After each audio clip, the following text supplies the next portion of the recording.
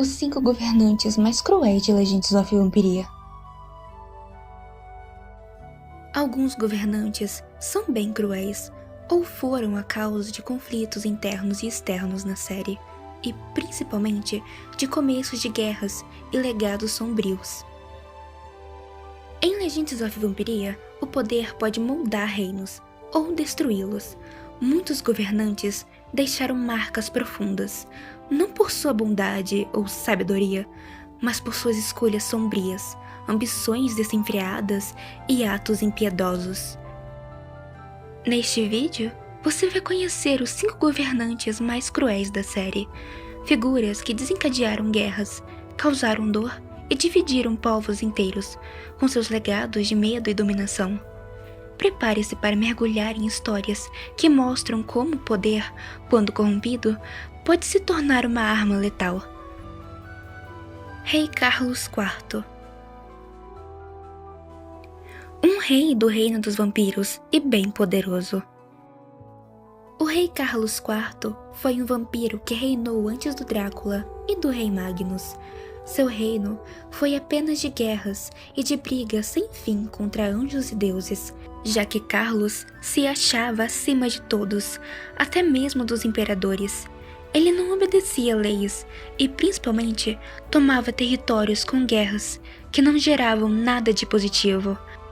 Além do fato dele ser bem cruel, ele foi o primeiro rei vampiro a atacar os anjos e usar suas asas e penas celestiais para fazer um manto divino e bem cruel.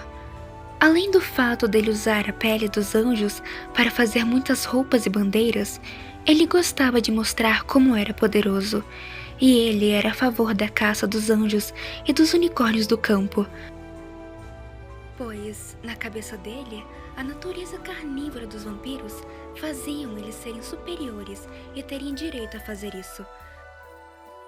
Mas, como era de se imaginar, o reinado dele não durou muito tempo. Ele reinou de 1780 antes do Império de Arcádia até 1890, quando Drácula assumiu o poder. Muitos não sabem, mas Carlos é um vampiro puro-sangue, filho de 2 vampiros puro-sangue.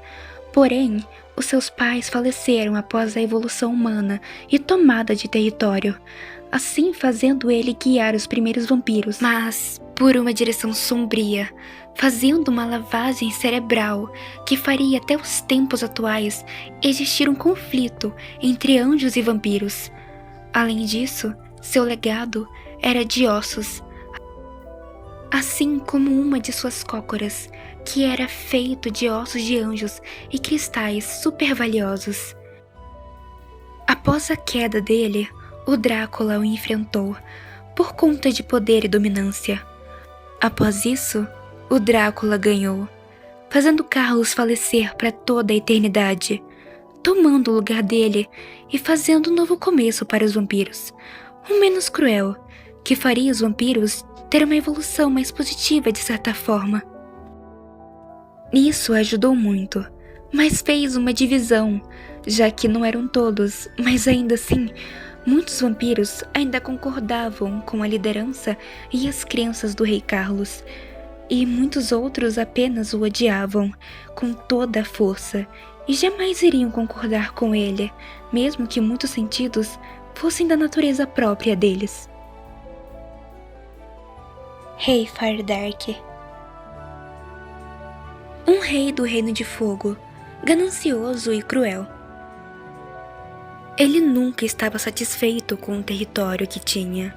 Além disso, quando não conseguia dominar mais espaços, ele causava brigas e guerras, e principalmente aflitos internos com outros reinos e governantes, como o Reino de Gelo, que foi muito afetado por disputas de território, já que no começo, o Reino de Gelo era vasto e grande, e tinha um grande território com animais que os unicórnios de fogo caçavam, como algumas espécies de peixes e animais marinhos que eles se alimentavam.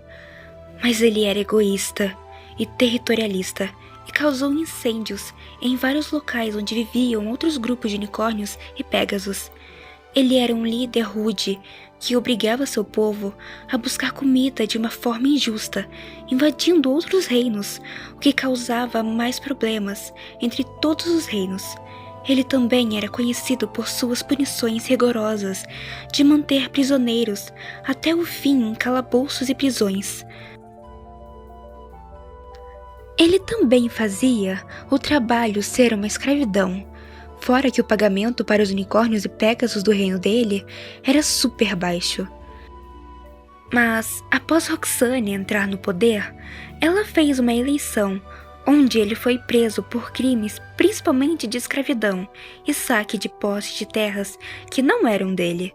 Assim, então, fazendo ele ficar preso por tempo indeterminado, até o fim do julgamento dele. Passando, assim, a coroa dele para a filha dele, a princesa solar. Rainha Nerídia. Rainha Nerídia, a irmã de Poseidon. Uma governante cruel que tomou posse e controle dos mares e causou naufrágios. Ela é mãe das sereias e deusa dos mares. Assim como seu irmão, ela tem muito poder. Mas seu cargo de rainha foi retirado após ela causar tsunamis que fizeram milhares de vidas serem perdidas, tudo por ego e orgulho. Ela era uma rainha justa com seu povo. Porém, por conta da contaminação dos humanos, ela foi forçada a fazer ondas nos mares e afundar muitas embarcações humanas, o que poderia causar problemas para a espécie aquática e dos unicórnios.